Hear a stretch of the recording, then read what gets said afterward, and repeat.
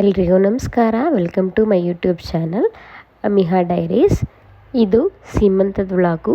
ಇವರು ನಮ್ಮಣ್ಣ ಹರ್ಷವರ್ಧನ್ ಮತ್ತು ಅವರ ಶ್ರೀಮತಿ ಸುಜಾತ ಅವರ ಸೀಮಂತ ಫಂಕ್ಷನ್ ನಡೀತಾ ಇದೆ.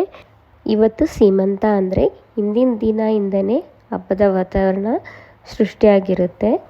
ಫ್ಯಾಮಿಲಿ, ಫ್ರೆಂಡ್ಸ್, ರಿಲೇಟಿವ್ಸ್ ಎಲ್ಲರೂ ಕೂಡ ಸೇರೋದ್ರಿಂದ ಈ ಒಂದು ಫಂಕ್ಷನ್ ಇನ್ನೂ ಸಂಭ್ರಮದಿಂದ ಕೂಡಿರುತ್ತೆ. ಜೊತೆಗೆ ನಮ್ಮ ಅಣ್ಣವರು ಹೊಸ ಮನೆ ಕೂಡ ಕಟ್ಸಿದ್ರು. ಸೊ ಅದ್ರದ್ದು ಇನಾಗ್ರೇಷನ್ ಕೂಡ ಇತ್ತು. ಬನ್ನಿ ಹೊಸ ಮನೆ ತೋರಿಸ್ತೀನಿ. ಇವರು ದಿವ್ಯ ದರ್ಶನ್ ಅಂತ ನಮ್ಮ ಎರಡನೇ ಅಣ್ಣ. ಬನ್ನಿ ಮನೆ ಹೇಗಿದೆ ಅಂತ ತೋರಿಸ್ತೀನಿ. ಸಿಂಪಲ್ಲಾಗಿ ಚೆನ್ನಾಗಿ ಕಟ್ಸಿದ್ದಾರೆ ಮನೇನ.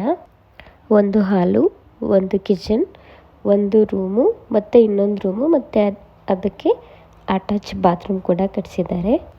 ಇದನ್ನೇ ನೋಡಿ ಡಬಲ್ ಸಂಭ್ರಮ ಅನ್ನೋದು. ನಮ್ಮ ಅಣ್ಣ ಅವರು ಮನೆಗೆ ಡೆಕೋರೇಷನ್ ಕೂಡ ಮಾಡಿಸಿದ್ರು, ಅಂದರೆ ಕಿಚನ್ ಡೆಕೋರೇಷನ್.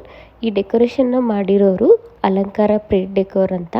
ಇವರು ಬಜೆಟ್ ಫ್ರೆಂಡ್ಲಿ ಕೂಡ ಇದ್ದಾರೆ, ಕನ್ವೀನಿಯೆಂಟ್ ಕೂಡ ಇದ್ದಾರೆ. ನಿಮಗೇನಾದರೂ ಪ್ಲೇಟ್ ಡೆಕೋರ್ ಅಥವಾ ಕಿಚನ್ ಡೆಕೋರೇಷನ್ ಏನಾದರೂ ಬೇಕಿದ್ದರೆ ಪ್ಲೀಸ್ ಇವರನ್ನು ಕಾಂಟ್ಯಾಕ್ಟ್ ಮಾಡಿ. ಇವರನ್ನು ಡಿಸ್ಕ್ರಿಪ್ಷನಲ್ಲಿ ಟ್ಯಾಗ್ ಮಾಡಿರ್ತೀನಿ. ನಾನು ಸಿಂಪಲ್ಲಾಗಿ ಹೋಮ್ ಟೂರ್ ಮಾಡೋ ಅಷ್ಟರಲ್ಲಿ ಇಲ್ಲಿ ಇನ್ನೊಂದು ಕಡೆ ಶಾಸ್ತ್ರಗಳು ನಡೀತಾ ಇತ್ತು. ನೋಡಿ, ಇವರು ನಮ್ಮ ಸುಜಾತ ಅವರಮ್ಮ ಮಹಾದೇವಮ್ಮ ಅಂತ.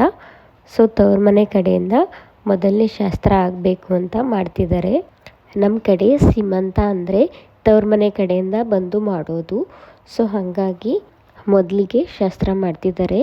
ನೋಡಿ, ಇದು ಪ್ಲೇಟ್ ಡೆಕೋರ್ ಮಾಡಿರೋದು ಸೇಮ್ ಅಲಂಕಾರ ಪ್ಲೇಟ್ ಡೆಕೋರ್ ಅವರು. ನೋಡಿ ಎಷ್ಟು ಚೆನ್ನಾಗಿ ಮಾಡಿದ್ದಾರೆ ಪ್ಲೇಟ್ ಡೆಕೋರ್ ಅಂತ. ನಿಮಗೇನಾದರೂ ಪ್ಲೇಟ್ ಡೆಕೋರ್ ಅಥವಾ ಕಿಚನ್ ಡೆಕೋರ್ ಏನಾದರೂ ಬೇಕಿದ್ದರೆ ಇವ್ರನ್ನ ಕಾಂಟ್ಯಾಕ್ಟ್ ಮಾಡಿ. ನೋಡಿ ಎಷ್ಟು ಚೆನ್ನಾಗಿರೋ ಬೊಂಬೆ ಕೂರಿಸಿದ್ದಾರೆ ಅಂತ.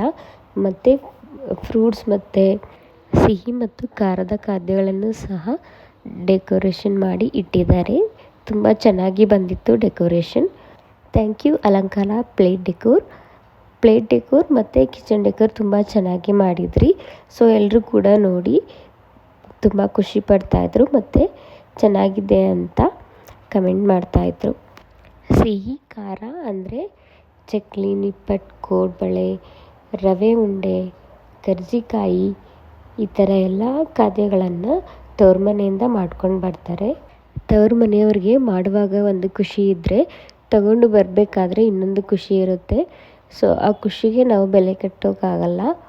ಈಗಿನ ಕಾಲದಲ್ಲಿ ಸ್ವಲ್ಪ ಜನ ಮಾಡೋರು ಯಾರು ಅಂತ ಆರ್ಡ್ರ್ ಕೊಡ್ತಾರೆ, ಇಲ್ಲ ಅಂದರೆ ಮಾಡೋಕ್ಕೆ ಟೈಮ್ ಇಲ್ಲ ಅನ್ನೋರು ಆರ್ಡ್ರ್ ಕೊಡ್ತಾರೆ. ಕಾಲಕ್ಕೆ ತಕ್ಕಂತೆ ಜನರು ಸಹ ಬದಲಾಗ್ತಾ ಇರ್ತಾರೆ. ನೋಡಿ, ಇವಾಗ ಶಾಸ್ತ್ರ ಮಾಡ್ತಿರೋರು ದಿವ್ಯಾ ಅಂತ, ನಮ್ಮ ದೊಡ್ಡಪ್ಪನ ಮಕ್ಕಳು. ಅವ್ರು ಶಾಸ್ತ್ರ ಮಾಡ್ತಾಯಿದ್ದಾರೆ. ಈ ಥರ ಫಂಕ್ಷನ್ ಅಥವಾ ಯಾವುದೇ ಕೆಲಸ ಕಾರ್ಯ ಇದ್ದಾಗ ಮಾತ್ರ ನಾವು ಸಿಸ್ಟರ್ಸ್, ಬ್ರದರ್ಸ್, ಕಸಿನ್ಸ್ ಈ ಥರ ಎಲ್ಲ ನಾವು ಸೇರಿಕೊಂಡು ಎಂಜಾಯ್ ಮಾಡೋಕ್ಕಾಗೋದು. ಸೊ ಎಲ್ಲ ಫಂಕ್ಷನ್ಸು ಅಟೆಂಡ್ ಮಾಡ್ತಾಯಿರಿ. ರಿಲೇಟಿವ್ಸ್, ಫ್ಯಾಮಿಲಿ, ಫ್ರೆಂಡ್ಸ್ ಎಲ್ಲ ಕೂತ್ಕೊಂಡು ಎಲ್ಲ ಶಾಸ್ತ್ರನೂ ನೋಡ್ತಾಯಿದ್ರು. ತುಂಬ ಬಿಸಿಲಿತ್ತು, ಬಟ್ ಎಲ್ಲರೂ ಪೇಷನ್ಸಿಂದ ಕೂತ್ಕೊಂಡಿದ್ರು. ಯಾಕಂದರೆ ನಮ್ಮ ಅಣ್ಣವ್ರ ಮನೆ ಇರೋದು ತೋಟದೊಳಗಡೆ. ಸೊ ಹಾಗಾಗಿ ಅಷ್ಟೊಂದೇನು ಸೆಕೆ ಆಗ್ತಿರ್ಲಿಲ್ಲ, ಗಾಳಿ ಬೀಸ್ತಾ ಇತ್ತು. ಸೊ ಹಾಗಾಗಿ ಎಲ್ಲರೂ ಸಮಾಧಾನದಿಂದ ಕೂತ್ಕೊಂಡಿದ್ರು. ಇವರು ನಮ್ಮಮ್ಮ ರೂಪಾ ಅಂತ. ಇವರು ನಮ್ಮಮ್ಮ ಅವರು ಕೂಡ ಶಾಸ್ತ್ರ ಮಾಡೋಕ್ಕೆ ಅಂತ ಬಂದು ಶಾಸ್ತ್ರ ಮಾಡ್ತಿದ್ದಾರೆ. ಇನ್ನೊಬ್ಬರು ಶ್ಯಾಮಜ್ಜಿ ಅಂತ. ಇಬ್ಬರು ಒಂದೇ ಸರಿ ಶಾಸ್ತ್ರ ಮಾಡೋಣ ಅಂತ ಹೋಗಿ ಮಾಡ್ತಾಯಿದ್ರು. ಇನ್ನೊಂದು ಕಡೆ ನಾವು ವಿಡಿಯೋ ಮಾಡ್ಕೊತಾ ಇದ್ದರೆ ಕೆಲವು ಜನ ವಿಡಿಯೋ ಮಾಡ್ತಿರೋದು ಗೊತ್ತಿದ್ರೂ ಸಹ ಮುಂದೆ ಓಡಾಡಿಕೊಂಡು ತುಂಬ ಡಿಸ್ಟರ್ಬ್ ಮಾಡ್ತಾಯಿದ್ರು. ಬಟ್ ಆದರೂ ಸಹ ಈ ವಿಡಿಯೋ ಮಾಡ್ಕೊಂಡ್ವಿ. ಏನಪ್ಪ ಬರೀ ಲೇಡೀಸೇ ಇದ್ದಾರೆ, ಜೆಂಟ್ಸ್ ಯಾರೂ ಕಾಣಿಸ್ತಾ ಇಲ್ಲ ಅಂದ್ಕೊತಿದ್ದೀರಾ? ನಮ್ಮ ಲೇಡೀಸು ಆ ಶಾಸ್ತ್ರ ಈ ಶಾಸ್ತ್ರ ಅಂತ ಓಡಾಡ್ತಿದ್ರೆ ಗಂಡು ಮಕ್ಕಳು ಅಡುಗೆ ಮನೆ ಕಡೆ ವಿಚಾರಿಸ್ತಾ ಇದ್ರು. ಇನ್ನೊಂದು ಕಡೆ ನಮ್ಮ ಹೆಣ್ಮಕ್ಳೆಲ್ಲ ಸಂಪ್ರದಾಯನ ಪಾಲಿಸ್ತಾ ಇದ್ರು. ಅರಿಶಿನ ಕುಂಕುಮ ಕೊಡೋದಾಗಿರ್ಬೋದು, ಹೂವು ಕೊಡೋದಾಗಿರ್ಬೋದು, ಮತ್ತು ಸಕ್ಕರೆ ಕಡಲೆ ಅಂತ ಮಾಡ್ತಾರೆ ಎಲ್ರಿಗೂ ಕೊಡೋಕ್ಕೆ ಅಂತ. ಸಕ್ಕರೆ ಕಡಲೆ ಕೊಡೋದಾಗಿರ್ಬೋದು, ಈ ಥರ ಎಲ್ಲ ಕೆಲಸಗಳನ್ನು ಮಾಡ್ತಾಯಿದ್ರು. ನಮ್ಮ ದೊಡ್ಡಪ್ಪ ದೊಡ್ಡಮ್ಮ ಮತ್ತು ನಮ್ಮ ಇನ್ನೊಬ್ಬ ಅಣ್ಣನ ಹೆಂಡತಿ ಎಲ್ಲ ಬಂದವ್ರನ್ನೆಲ್ಲ ಮಾತಾಡಿಸ್ತಾ ಇದ್ರು. ನೋಡಿ, ಕಿಚನ್ ಡಿಪಾರ್ಟ್ಮೆಂಟಲ್ಲಿ ಅಣ್ಣ ತಮ್ಮದಿರೆಲ್ಲ ಸೇರಿಕೊಂಡು ಎಲ್ಲ ಒಂದೊಂದು ಹೆಲ್ಪ್ ಮಾಡ್ತಾಯಿದ್ರು. ಮತ್ತು ಇನ್ನೊಂದು ಕಡೆ ನೋಡಿ ಭಟ್ರು ಎಷ್ಟು ಚೆನ್ನಾಗಿ ಬೋಂಡ ಮಾಡ್ತಿದ್ದಾರೆ ಅಂತ. ಸಿಂಪಲ್ ಮೆನು ಇದ್ದುದರಿಂದ ಅಷ್ಟೊಂದು ಟೈಮ್ ತಗೊಳ್ಲಿಲ್ಲ ಅವರು. ಮೆನು ಏನಪ್ಪ ಅಂದರೆ ಬೇಳೆ ಒಬ್ಬಟ್ಟು, ಹೆಸರು ಬೇಳೆ ಕೋಸಂಬರಿ, ಹಪ್ಳ, ಉಪ್ಪಿನಕಾಯಿ, ಚಿತ್ರಾನ್ನ ಮತ್ತು ಅನ್ನ ಸಾಂಬಾರು, ಮಜ್ಜಿಗೆ ಇದೆಲ್ಲ ಐಟಮ್ಸ್ ಇತ್ತು. ಮೆನು ಸಿಂಪಲ್ಲಾಗೇ ಇರಲಿ, ಯಾಕಂದರೆ ಬೇಸಿಗೆ ಕಾಲದಲ್ಲಿ ಜಾಸ್ತಿ ತಿನ್ನೋಕ್ಕಾಗಲ್ಲ ಅಂತ ಹೇಳ್ಬಿಟ್ಟು ಸಿಂಪಲ್ಲಾಗೇ ಮಾಡಿಸಿದ್ರು.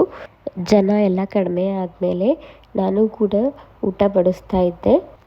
ತಾಯಿ ಮಗು ಇಬ್ಬರು ಆರೋಗ್ಯವಾಗಿರಲಿ ಅಂತ ಹಾರೈಸಿ, ನಾವು ಹೆಣ್ಮಕ್ಳು ಗೊತ್ತಲ್ಲ, ಅಡುಗೆ ಮಾಡೋಕ್ಕೂ ಸೈ, ಊಟ ಬಡಿಸೋಕ್ಕೂ ಜೈ ಅಂತ ಹೇಳಿ ಊಟನೂ ಬಡಿಸ್ತಾ ಇದ್ವಿ.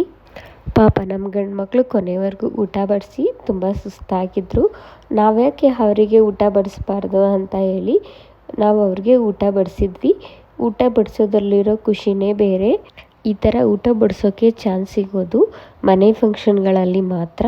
ಊಟ ಬಡಿಸಿ ಕೊನೆಗೆ ಒಂದೆರಡು ಸ್ವಲ್ಪ ಪಾತ್ರೆನೂ ತೊಳೆದು ಅಲ್ಲಿಂದ ಮನೆಗೆ ಹೊರಟ್ವಿ.